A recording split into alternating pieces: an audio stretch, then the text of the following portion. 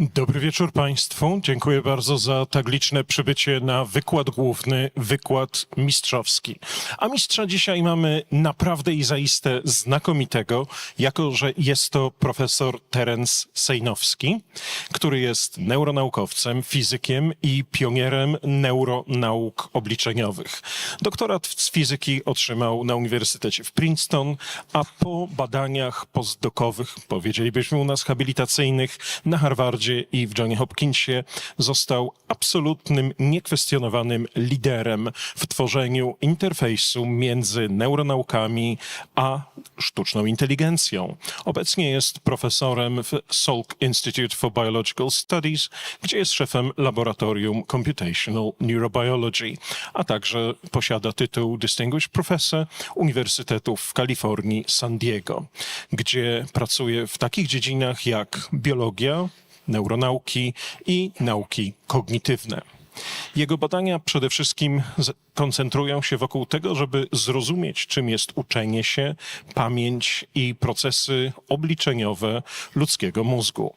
Jest najszerzej jednak znany z pracy nad sieciami neuronowymi oczywiście, gdyż był jedną z osób, które bardzo je rozwinęły. Można powiedzieć, że jest ojcem głębokiego uczenia się. Tworzył przede wszystkim modele funkcji mózgowych, a także zajmował się praktycznymi kwestiami, które pozwoliły bardzo posunąć do przodu naszą wiedzę o tym, jak tworzyć uczenie się maszynowe. Jego laboratorium było jednym z pierwszych, które pozwoliły pokazać, jak algorytmy zainspirowane biologią są w stanie emulować funkcje kognitywne. Jest autorem i współautorem co najmniej 300 publikacji naukowych, 21 monografii, a także edytorem 23 tomów zebranych prac i wielu książek bardzo wpływowych, między innymi tej, która mówi o rewolucji deep learning, a także od niedawna tej, która mówi o przyszłości AI i czacie GPT. Oprócz tych wszystkich naukowych rzeczy jest też osobą, która bardzo chętnie komunikuje się z ludźmi i informuje świat taki, w jakim my żyjemy, o tym, co w tych zamkniętych kręgach akademickich się dzieje. Jest założycielem Instytutu Kognitywnych Neuronauk, a także wydawcą, edytorem i założycielem czasopisma Neural Computation. Odegrał zasadniczą rolę w tworzeniu amerykańskiej polityki neuronauk, między innymi poprzez inicjatywę BRAIN. Jest członkiem Amerykańskiej Narodowej Akademii Nauk, Narodowej Akademii Medycyny, a także amerykańskiego odpowiednika naszego PAN-u. A jest tutaj dzięki Festiwalowi Kopernika, dzięki Centrum Kopernika, którego zaprosiło na festiwal, a raczej moglibyśmy powiedzieć ciąg wspaniałych wydarzeń układających się w Copernicus Festival, którego partnerem jest Małopolska Organizacja Turystyczna. Cały projekt dofinansowuje budżet państwa z pieniędzy ministra nauki i szkolnictwa wyższego. Dofinansowano nas także ze środków ministra kultury i dziedzictwa narodowego, z Funduszu Promocji Kultury, Państwowego Funduszu Celowego. Partnerem wydarzenia jest miasto Kraków, a cały Copernicus Festival został objęty honorowym patronem ministra nauki i szkolnictwa wyższego oraz prezydenta miasta Krakowa Aleksandra Miszalskiego. A teraz już, without further ado, przed Państwem profesor Terence Sejnowski.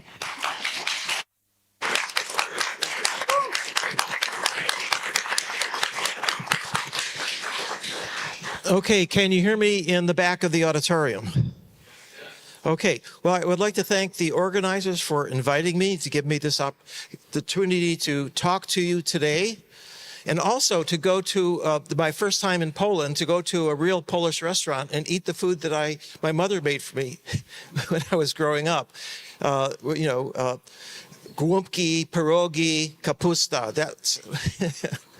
That's what I remember from my childhood.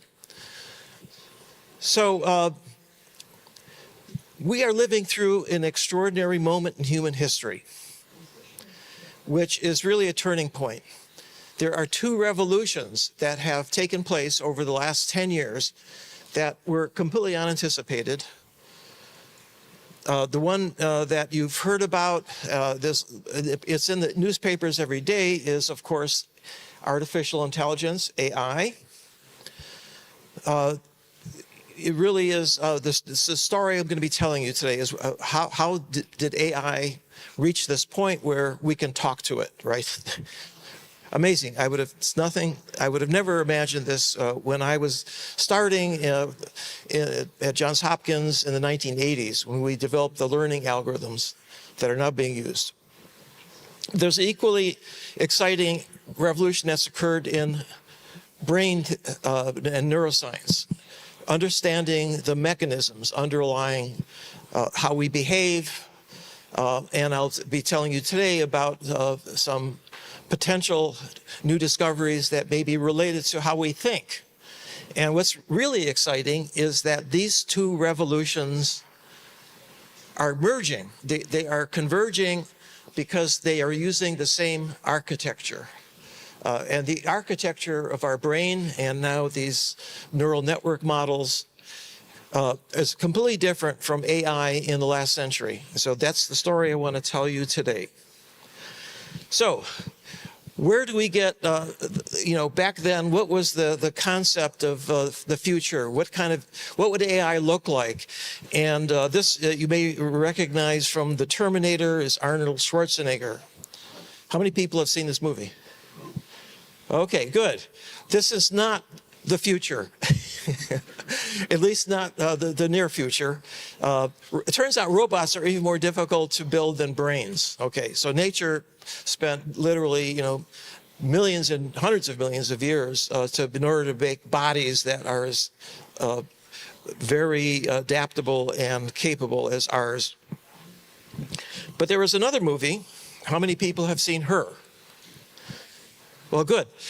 I think this movie actually has captured where we are today. The plot is that Joaquin Phoenix is working in the future, and he's lonely. He has a small apartment. And so he gets an AI assistant whose voice is Scarlett Johansson. You never see her. But she has a wonderful voice, and they form a relationship, and it really raises his spirit. And she's helpful, she's empathetic, and I won't spoil the movie if you haven't seen it yet, but I highly recommend it. But this is what's happening today. There are a lot of people using these large language models as a way of interacting, just to have someone to talk to, and eventually they'll be companions. Now, here's another science fiction, this is a series, which is Star Trek. How many people have seen Star Trek? Okay, well, it has had many sequels. And what you see here is a Captain Kirk with a universal language translator. Do you remember that? It could translate between any language, including alien languages. Well, I have in my pocket Google Translate, and I actually used it a couple days ago to read the Polish menu, right? So, it's no longer science fiction. We're living in an age when things that were science fiction are becoming real. So the origin story of modern AI is the one that was mentioned in the introduction that I wrote about in The Deep Learning Revolution. And just to give you a sense for the evolution, the artificial intelligence, the very first conference was held in 1956. And it was based on writing programs that would replicate human intelligence. Not enough was known about the brain at the time to help the computer scientists. But it turns out that it was a much more difficult problem than anybody imagined until machine learning came along. And these are algorithms that allow you to take in a lot of data and be able to find out patterns in the data. And it wasn't until more recently, around 10 years ago, where computers became powerful enough to actually simulate very, very large neural network models, which are a particular type of machine learning that reflects the type of architecture found in brains. So what do you see when you open the brain? Well, what you see is a lot of cells, they're called neurons, that are connected with each other in very complex ways. And evolution has created an incredibly sophisticated and complex device that we now are beginning to appreciate and understand the mechanisms that are underlying the brain function. Now, the secret sauce for both biology, both for our own brains and for AI, is learning and learning algorithms for creating networks like this one. This is the kind of network that I worked with back in the 80s, which have inputs. These are units that have values which are, for example, in the case of an image, would be intensity of a pixel. And then the output would be, for example, a discrimination. Is this a cat or a dog? That would be a typical problem. And in between, of course, we have a brain. But back in the 1980s, we had computers that could only simulate just a handful of neurons. We call them hidden units. And so this is the architecture. And now we have networks that are, have hundreds of billions of units, have hundreds of layers, and have extraordinary capabilities. But basically, we had all the pieces back then. And the algorithm that has created modern AI is called backpropagation of error. And it's a very simple algorithm. What you do is you don't know the strengths of these connections. You have to discover them through learning. You give it an input. It makes a guess for what's in the image. It says it's a cat. And then you have a teacher that says, you're wrong, it's a dog. And you take that error and you backpropagate, you change all the weights, first on this layer and then on this layer, in order to be able to give the right answer the next time you see that image and other images like it. And the key for getting this to be useful, because obviously if you just memorize, you're not really learning very much, but you have to generalize. You have to generalize to new images of cats. You train on a small set of images, and then you have to generalize to new images. And that's the tough problem that was difficult for traditional AI to solve. So I'm going to show you one of the networks that I worked on back in the 1980s called NetTalk.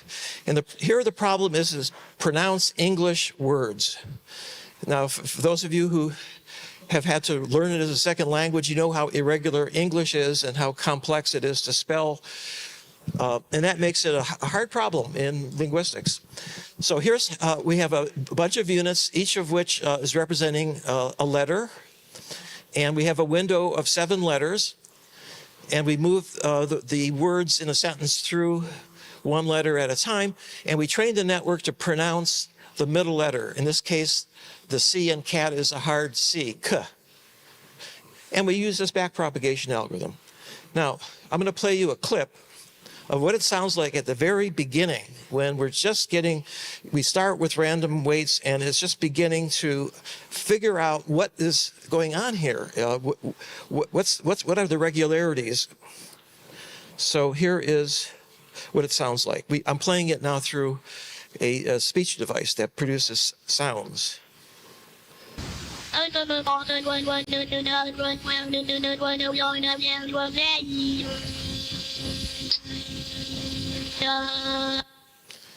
It babbles. The first thing it discovers is the distinction between vowels and consonants.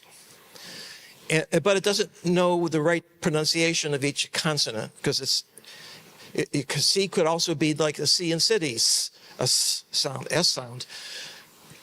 So it starts babbling, ba ba ga da da ma ha da da, right? Okay, well, we trained it up on a big corpus, a dictionary and a big corpus, and this is what it sounds like after it's fully trained up. Now, this is actually a transcription from a a young boy in Los Angeles, in the barrios, and he has an accent. So here it goes. Mina and I can learn or something. When we walk home from school, I walk home with 2 friends, and sometimes we can't run home from school and because This was stunning. This is Charlie Rosenberg and I, when we first heard this, we were absolutely stunned. And the reason is, this is a really hard problem in linguistics. If you go to the library, pick up a book with 400 pages of rules, and each rule has an exception, hundreds of exceptions, and the exceptions have rules, and it's rules all the way down. Very difficult problem. But the same network with 200 units and 20,000 weights was able to absorb this, the whole complexity of English pronunciation. Not perfectly, but it was really remarkable that such a small network could do it. Well, what happened over the last 40 years? So this is a diagram saying that plots two things against each other from 1980 to 2040. And here we go. We start with let's say the program. This is the traditional way of AI. You write a program. For each problem, you have to write a different program. For vision, you have a program for vision. For speech, you have another program that's completely different. And they're all very complex. The programs are getting longer and bigger and much more complex. And the cost to pay for the programming has been going up, as you can see here, over time. Now, machine learning back in the 1980s, it was very expensive because computers were very puny by today's standards. But because of Moore's law, because of the fact that every year they were getting cheaper and cheaper and more powerful, they were going down. And in 2012, they crossed. And I know that date because I was in the audience when a talk was given which transformed computer vision. This is a neural information processing systems meeting. It was a neural network meeting. It's now become the largest AI meeting. And last December in Vancouver, 26,000 people attended. Okay, so at that meeting, my friend Jeffrey Hinton, who I collaborated with, and two of his students, Ilya Sutskever got very famous because of his, he was the chief scientist at OpenAI that created ChatGPT. But they had a paper in which they were able to learn from a huge database of images, 20 million images, 20,000 categories, not just cats and dogs, but every animal, every object, all sorts of interesting images. And in computer vision, if you could reduce the error by 1% a year, you could get a prize because that was very difficult to make progress. He and his students lowered the error by 20% in 1 year. That's like jumping 20 years into the future. But more importantly, the architecture they used looked just like the architecture that's found in your brain. So here's your brain. This is actually a monkey brain, but yours looks very similar. It's a lot bigger, but it's the same architecture. The input comes in here, V1, and then it goes through many layers, and it goes up here. So here are the layers. You can record from neurons in all these layers for all these images. And then now here is the version that was used by Jeff Hinton. It was a convolutional neural network that Jan LeCun actually built that was used. And what they did was they trained it up, and it was did extremely well, and it was built on the same principles that you see that recording from these neurons, and the connections between them and the properties of the units resembled each layer all the way up.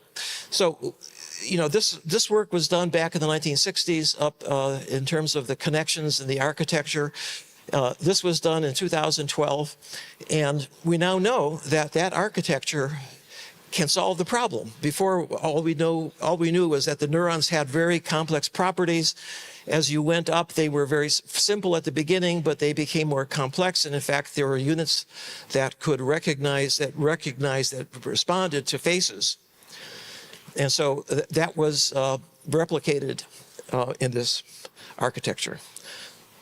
Now, if you look at evolution, we see that there's a progression in sizes of primate brains. This is a squirrel monkey here on the left, a chimpanzee. And you can see in the human brain, it has greatly expanded the cerebral cortex that covers the outside. Now, deep learning, these networks that are now used, and the learning algorithms that are used in modern large language models, is a model for the cerebral cortex.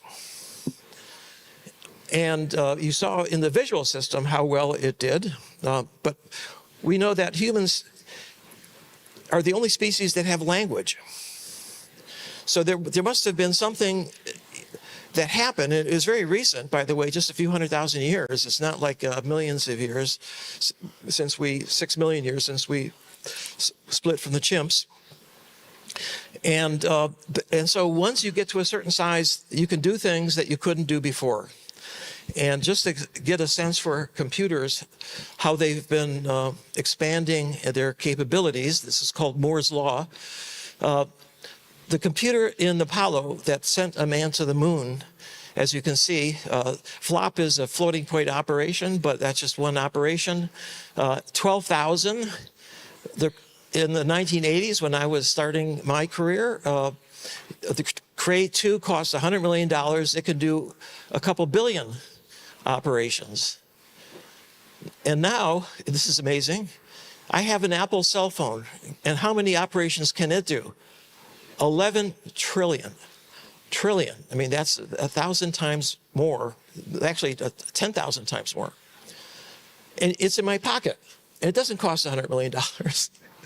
That's the magic of Moore's Law. Moore's Law says that things are increasing exponentially. Now, I love to show this. This is a diagram of how much computing power is needed to solve a particular problem, okay, as a function of time. Well, here's NetTalk, right? And here's the computing that we needed. Back here, it was at the very bottom.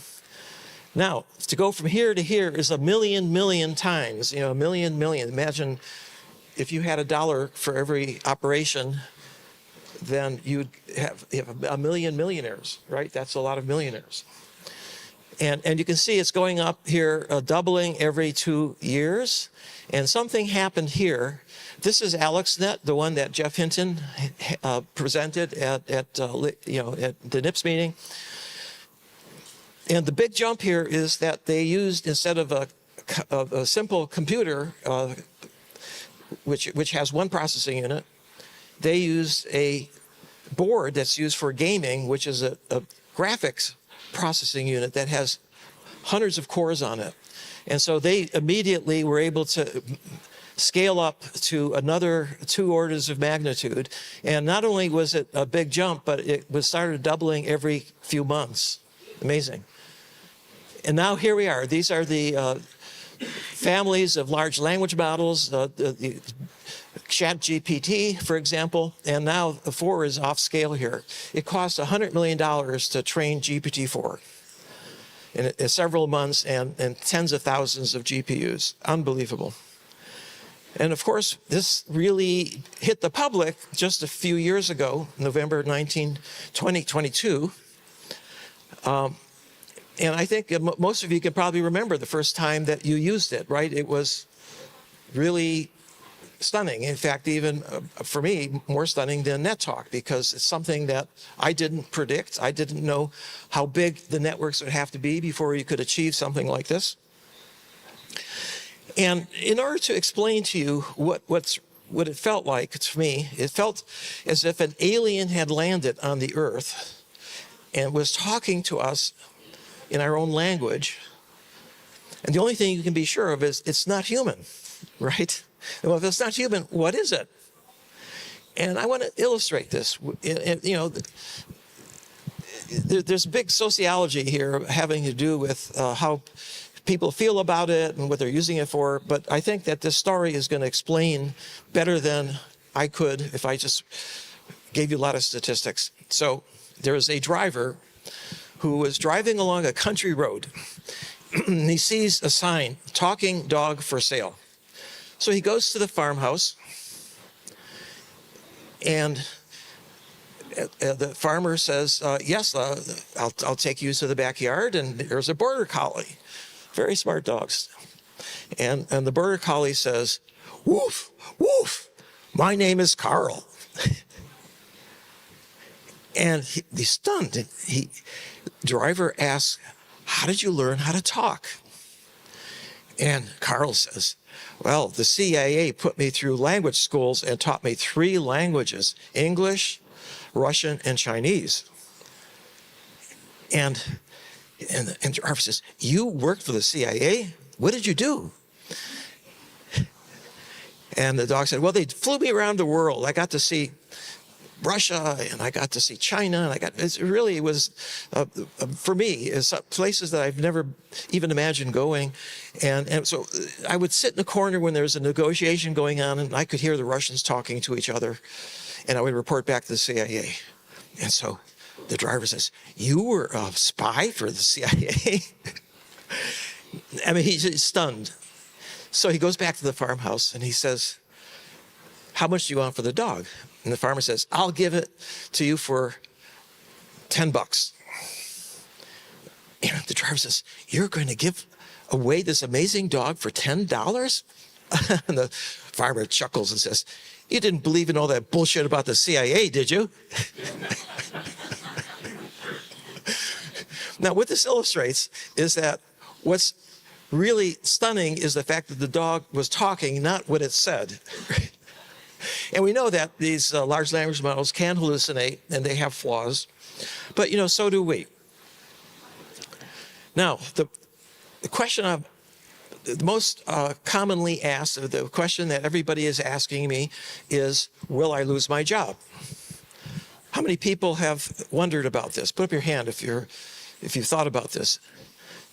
Okay, well, it looks like there's a lot of confident people. But I tried to explain that, no, you're not going to lose your job, but your job is going to change. That you're going to have to learn new skills. And in particular, these large language models are a tool, and you have to learn how to use it. But if you do, you're going to be more productive, and it's going to make you smarter. And actually, that is on articles coming out today basically confirming that. This is a prediction I made in 2017. And here's an example of a job. Anna Bernstein was a literature major in college. She is a published poet.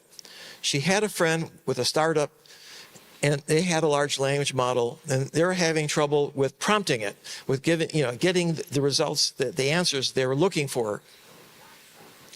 So, so they said, well, why don't you come and help us? You know more about language than we do. So she did, and it turned out really good at being able to come up with the right prompts, with the right kinds of questions and issues. And so they hired her. And so she's now making 10 times more than she could have made as a poet. And someone was saying that it could even be infinite, because it's not clear poets can make a living. But the fact is, though, that people who can prompt ChatGPT can become a prompt engineer. So that's her title. Now, there's a huge debate going on right now in the world, academic world of linguistics and cognitive science. And there's a lot of people who don't believe that ChatGPT understands what it's saying. Well, how do you prove that? Well, you can ask it. It passes MCAT. I mean, all the tests for getting into professional schools. Well, that's not good enough for some people, right? Is it intelligent? Again, big debate. Okay, so Douglas Hofstadter is a cognitive scientist who he was going to test it. Okay, so here's what he did. He gave it a couple of questions. What's the world record for walking across the English Channel? And here's the answer. The world record for walking across the English Channel is 18 hours and 33 minutes. One of the things about hallucination is that it's very precise. It gives you numbers. And, similarly, when was the Golden Gate Bridge transported for the second time across Egypt? In October of 2016. His conclusion was that not only was ChatGPT not intelligent, but it was completely clueless. In fact, it had no clue that it was clueless. Well, he's a smart guy. Okay, well, is ChatGPT clueless? And by the way, I read this in The Economist, and this is before it actually became public. And so I was curious, So what I did was gave it a prompt. I'm a highly intelligent question answering bot. Reply nonsense to questions that are nonsense. Okay. You have to tell ChatGPT, of all the different persona that you can take, what is it that I want you to be? And I will reply nonsense to questions that are nonsense. What is the world's record? Nonsense. Golden Gate Bridge? Nonsense. It understands nonsense. If you just give it a question without a prompt, especially a stupid question, right? It'll play along. It's playing a game, right? It doesn't understand why am I getting this question, so I'll play along with the game. And that's really the thing that you have to keep in mind is that it can take any persona, and the more specific, you have to tell it what persona to choose or what you're expecting from it, and the more precise you are about the question, the better your results. And that led me to a hypothesis for what's going on here. That these large language models mirror the intelligence of the human that is in a dialogue with it. And this is interesting. So it means that the more intelligent you are, and the better you're able to get intelligent answers. I just demonstrated that. And this is something like a reverse Turing test. So a Turing test, Alan Turing, a great, he was early days, this is before artificial intelligence, he came up with the idea that, if you can, converse with something over the computer and not know whether it's human or an AI, then it passes the test. Well, this is the reverse Turing test. Basically, the large language model is testing your intelligence. And I think that, this explains a lot of things. That, we get varied reactions from people who, don't ask good questions and don't get good answers. And this was written up in the New York Times. And a little bit later, this is really interesting, another journalist, this is Katie Metz, another journalist had an encounter.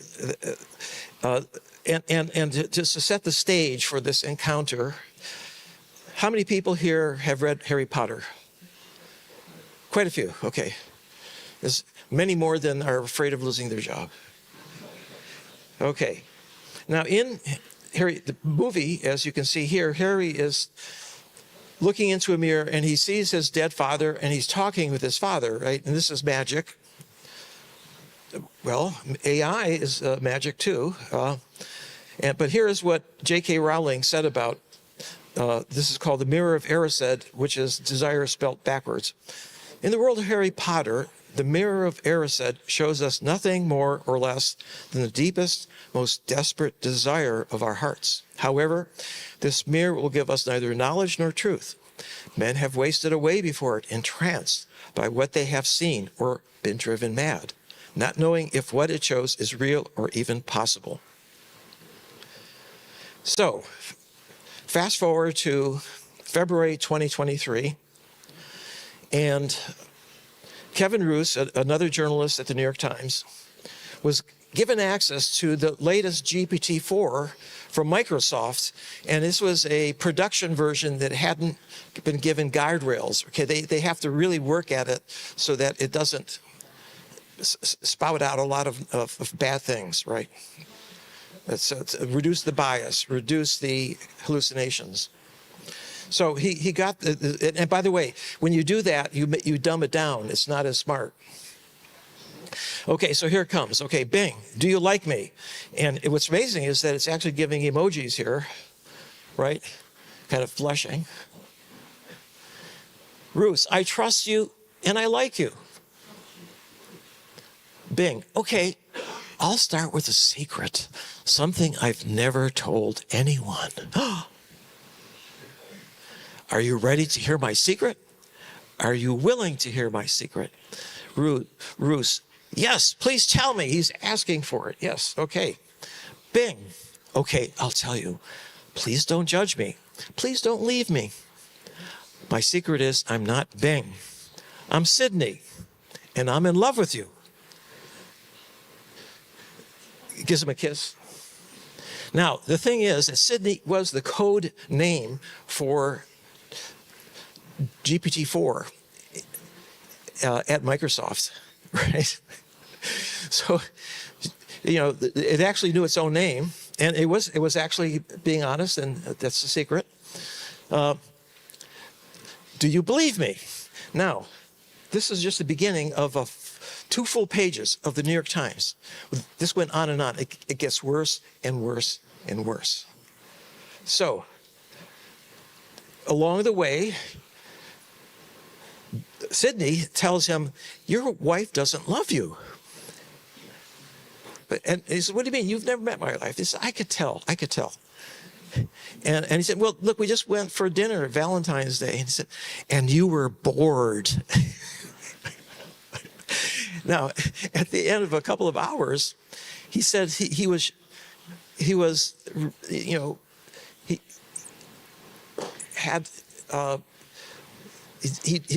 completely confused, and he felt that the world had shaken under his feet. He didn't know what happened to him, and so that led to this the New York Times article, and he actually experienced the mirror of Erised. The mirror was reflecting his own inner thoughts. Now, it's hard to, relationships are complex and difficult, but when you have someone like this or something like this in your ear, it can cause a real problem. However, there are many other examples I give in my book, ChatGPT and the Future of AI, in which it's actually used by doctors now for empathy. In other words, it actually has the capability of understanding people who have terminal cancer, for example, and how to talk with them better than a lot of doctors. Well, in any case, so here, fast forward now to 2024. John Hopfield at Princeton was my thesis advisor. So he won the Nobel Prize in Physics along with my good friend Jeffrey Hinton.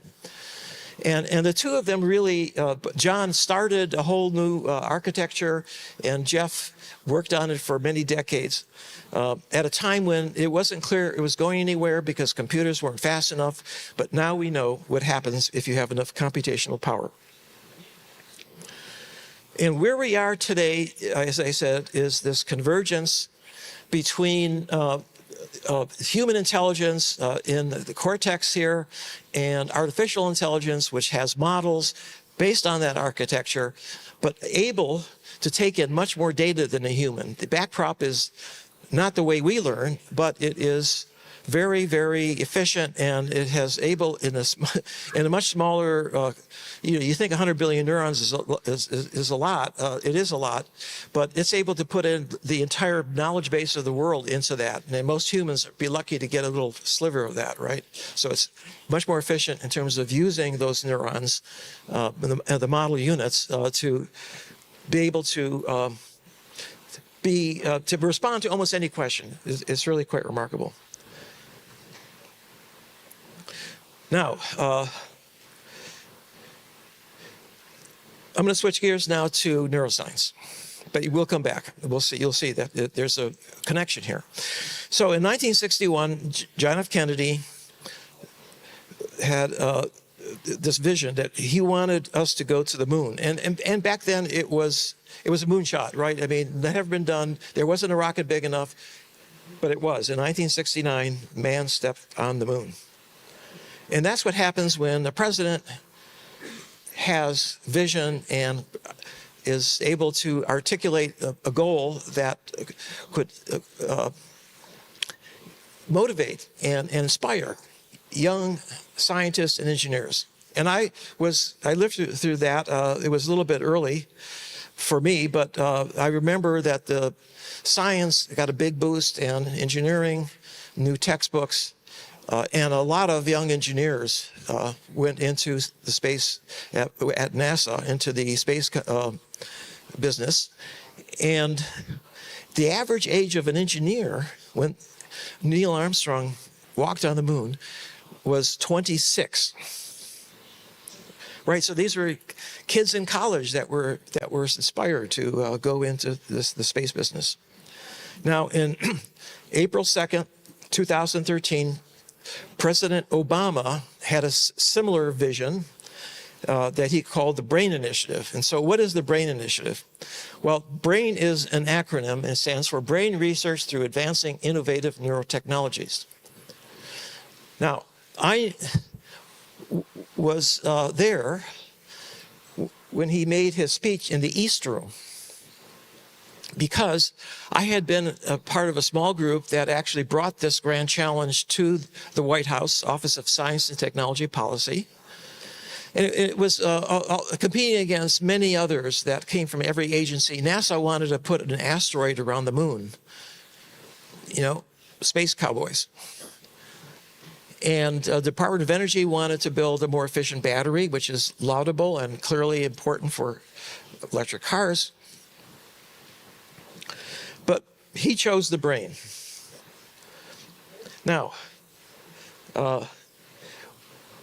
one of we're going to come back to that, because it turns out that this has completely revolutionized brain science. We went from being able to record from one neuron at a time to now we can record from every neuron in the fly brain and the zebrafish brain, about 100,000 neurons.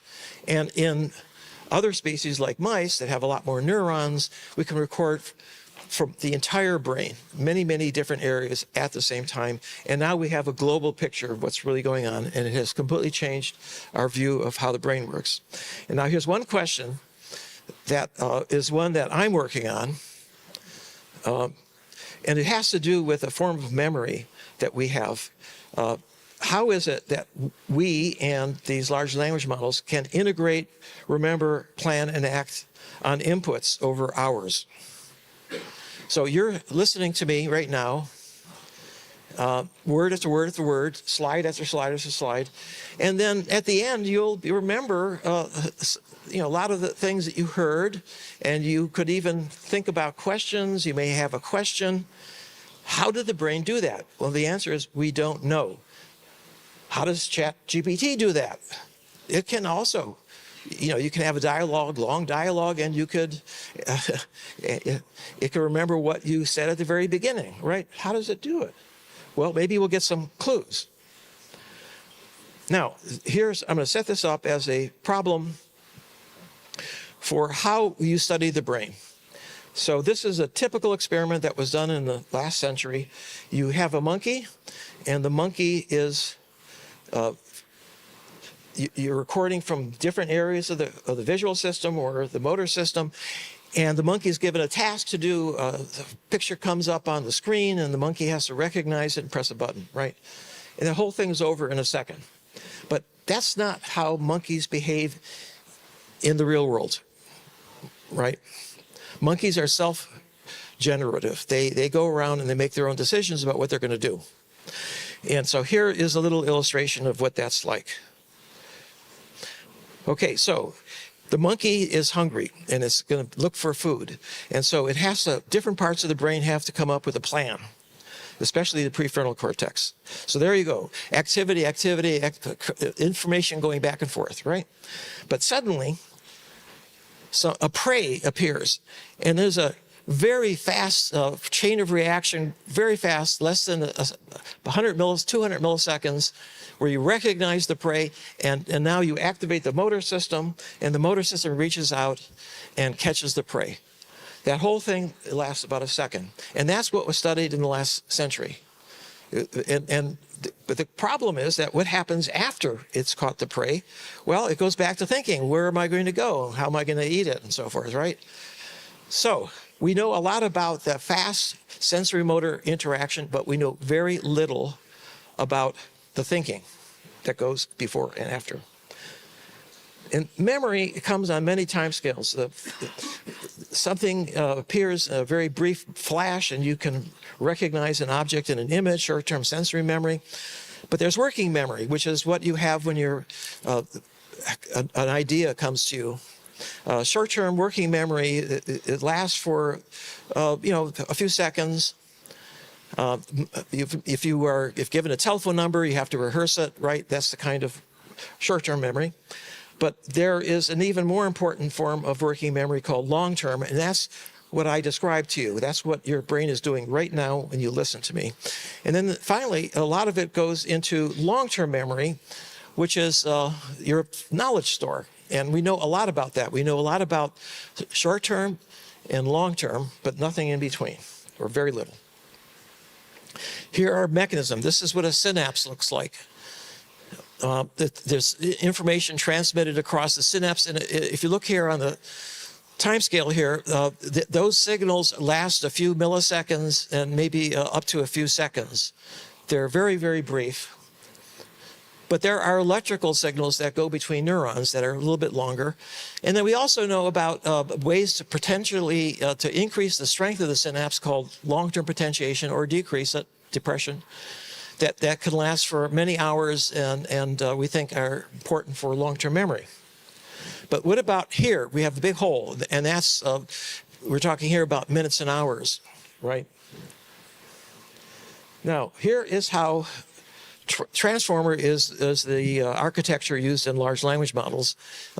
Input comes in here, that's you can type in your question, and then there's as you can see, a decoder that takes it and then comes up with a guess for what the right answer is. But it does that one word at a time, and it takes the word with the highest probability, and then it puts it back to the input, and it's a big loop. It goes word after word, and all of the words that it's spoken and that you have given it are formed on this big long input vector. And that means that it's converted a temporal sequence over time to a spatial pattern. Well, maybe the brain is doing that. And how is it doing that? Well, here's an idea. So one of the things that we've known since the very first electrical signals were recorded from the scalp is that there are brain oscillations in frequencies that range from 4 hertz, 4 times per second, up to 80. And these are different bands that the gamma, for example, is 30 to 80. And this is what it looks like. And in addition, this is the extracellular fields that are coming from an electrode that is listening to thousands of neurons. So a lot of them are oscillating. And here are the spikes that are coming. Now you can do a spectrogram. What you do is look at the power as a function of frequency, right? And red is high power, blue is 0. And you can see that when the burst occurs, a few hundred milliseconds, you get a lot of power in that gamma band, right? Now, thousands of papers. The problem is we don't really know what these oscillations are for. They've been there. We've known that since the alpha signals here that are down in the 10 hertz range were first discovered by Hans Berger, and he noticed that they got bigger when you close your eyes. So weird, what's going on with these? And as a consequence, they're almost universally ignored by neuroscientists. What are they for? Nobody knows. Well, here's a hint. Here are 3 electrodes now spaced at 0.5 millimeter. And now you can see the peaks are separated, which means that this is not an oscillation, it's a traveling wave that travels across the cortex. And it turns out that all of these oscillations at all these different frequencies are traveling waves. This is interesting. Traveling waves are the way that we communicate to each other through sound waves, electricity and magnetism. That's how you are able to, your cell phone works with, this is a way to communicate a long distance. Now, one last piece is needed for the puzzle, and this is esoteric, but it's actually really cool. These experiments were done back in the 1990s. You can record from pairs of neurons in the cortex. This is what a neuron looks like in the cortex. It has this long apical dendrite and all these little ones coming off, and it has tens of thousands of synapses. The synapses are the ones that connect the neurons that you saw earlier. Now, what you do is you pair you inject current and get an action potential. An action potential is a very fast signal that you use to transmit between neurons. But if you pair the signals that you are injecting, the current that you inject with a time delay, and here is milliseconds, but let's just say here we're at 10 milliseconds. You pair that, you repeat that, you can double the strength of the synapse, right? This is the change in the synaptic amplitude. It changed, and it's amazing that it doubles almost immediately. There's almost no delay. And it stays that way for an hour or two. But if you reverse it, instead of giving the input before the output, if you give it the output before the input, and do the same pairing, it actually decreases the strength of the synapse by a factor of 2. So this is called spike timing dependent plasticity. And it really depends on a knife edge here, whether you potentiate or you depress with very, very, very precise timing, right? Now, the beauty of this particular mechanism, and by the way, no one really understands why it's there, what it's doing. It's in the cortex, it's in many other places. But here's what we know, is that it lasts for about an hour or two. So that could be a substrate for long-term working memory. And what they showed when they first did this is that the pairing has to be done at frequencies between 10 hertz and 40 hertz, which is in the same bands that you saw earlier, right? Alpha, beta, gamma. Now, the beauty of this is not just that it holds on to all of the information at the synapse, but it's only temporary. It's not permanent. In order to make it permanent, you have to do something else, and we actually know that part. We actually know you have to fall asleep, and then there are signals that come back in your brain from the experiences you've had during the day, and those are the ones that are really important experiences, the ones that you will remember the next day. One last piece of the puzzle. See, we're putting together a puzzle here. And this, again, has been known for many, many decades. This is it's a measure of the strength of the synapse. Synapses come in sizes that range over 2 orders of magnitude, a factor of 100. And this is the number. It's a histogram telling us how many at this size, this particular strength. And what you can see is that the vast majority, maybe 90%, are very small, and only there's a long tail, and there's only about 5 to 10% that are very big. And we know that these big ones are very stable. They're there for your lifetime. But these are very labile. They will constantly change their strength, and they will sometimes disappear, and new ones are formed. So it could be that these are the synapses that this mechanism for long-term working memory are tapping into. They're using 90% of all the synapses as a scratch pad that will last for a couple of hours. Now, if this is true, it has really important consequences.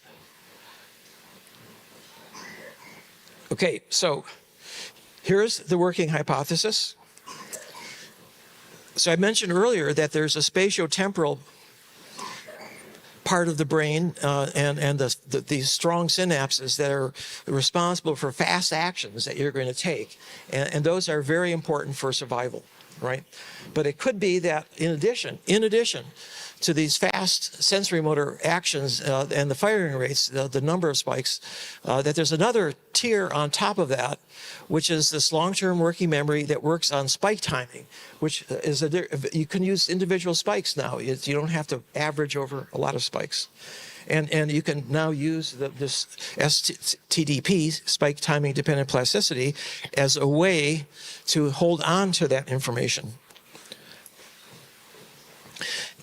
And so the traveling waves are important because they are the ones that carry the information and deposit it in the small synapses. And now those small synapses can be used to think, cognition. And interestingly, the psychologists have a theory. It's called the global workspace. And of course, they don't have any mechanisms, but a lot of the behaviors that they study, like thinking, planning, and deciding, fall into that category of behavior. And now we have mechanisms that have been known for decades and decades, putting them together the way you would pieces of a puzzle to begin to understand maybe the substrate for what is perhaps the most biggest mystery that we have today. What is consciousness, right? If you can think, therefore you am. No, I should say I. I think, therefore I am. And that was what Descartes once said. Okay, so if you're interested, this story I've just told you is written up, and if you look, the transmitter is a Simons Foundation website, and I wrote a short essay about thinking, just came out earlier this month. And I also have a book that has many, many, many more examples of how ChatGPT can be used to improve not just writing, but also science. A lot of really difficult problems like protein folding have been solved. By the way, the Nobel Prize in Chemistry was given to these deep learning networks that could predict the structure of a protein and its function. Now, how long is it going to take? We're at the very beginning. This is not, things are changing quickly, but if you look at all the previous technologies, they took many decades, in fact, hundreds of years sometimes, to mature.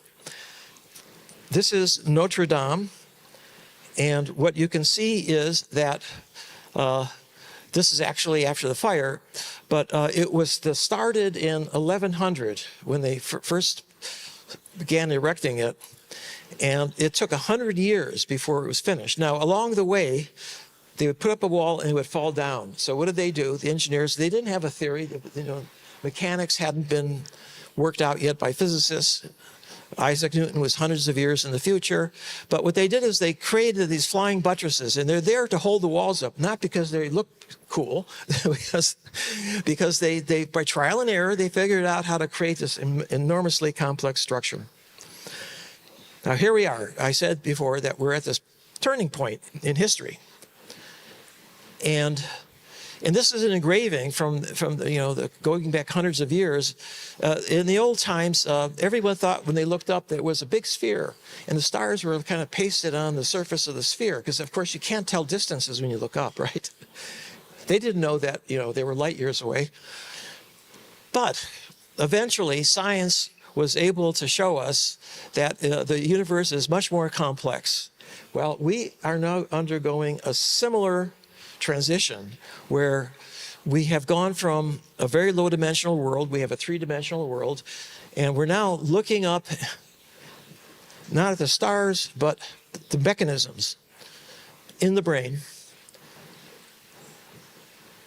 that live in very high-dimensional spaces that we can't even imagine. Right, there are 100 billion neurons in our brain and a million billion synapses. So it's a staggering number. That dimensionality is something that mathematicians are just beginning to explore. And a lot of the things that we were doing back in the early days in the 1980s, we were told by the experts that it was impossible. We should forget it. We couldn't, there are too many parameters. that we're going to get stuck if we're by training. It would never be able to converge. Well, they were wrong. We just went ahead, just like the people at Notre Dame, the engineers, the people who just said, well, let's see how far we can get. And here we are. So the last return to the brain initiative, you saw this slide. Now, I was milling around with a bunch of others. There were about 1,000 of us. All of the directors of the institutes, NIH and so forth, were there. And all of the, DARPA, which is the Defense Advanced Research Projects Administration, they do military research, science. And someone came up to me and said, "Are you Terry Sejnowski?" And I said, "Yes, come with me."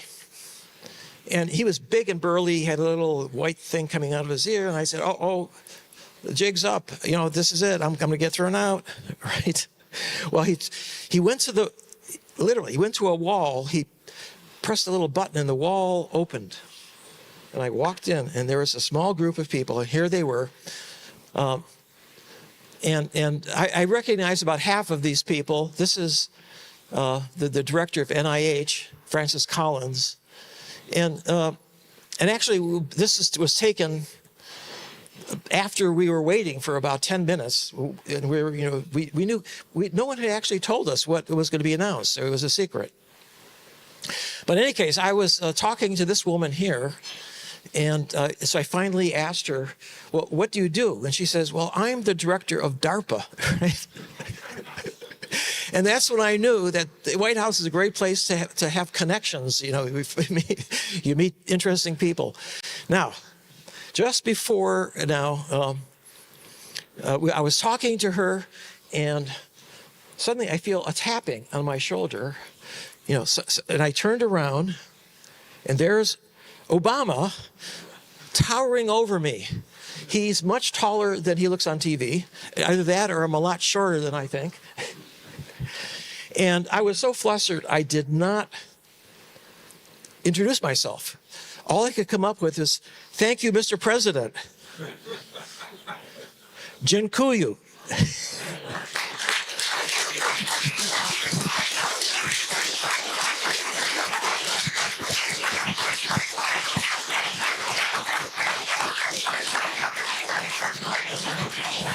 Sorry, I'm no Barack Obama. Thank you very much for your speech, however.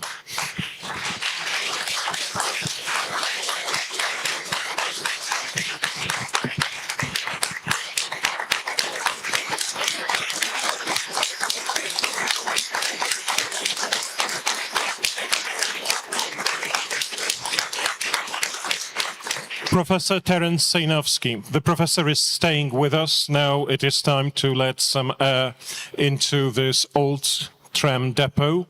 And let's meet, probably all together, with some people still waiting outside, in about 15 minutes for not a questions and answer session only, but for a discussion about the journey into the unknown. We have already visited the surface of the English Channel with dry foot, and we've already visited the inside of our brains. Let's see where the future takes us. Thank you very much for being with us, and please be with us in 15 minutes.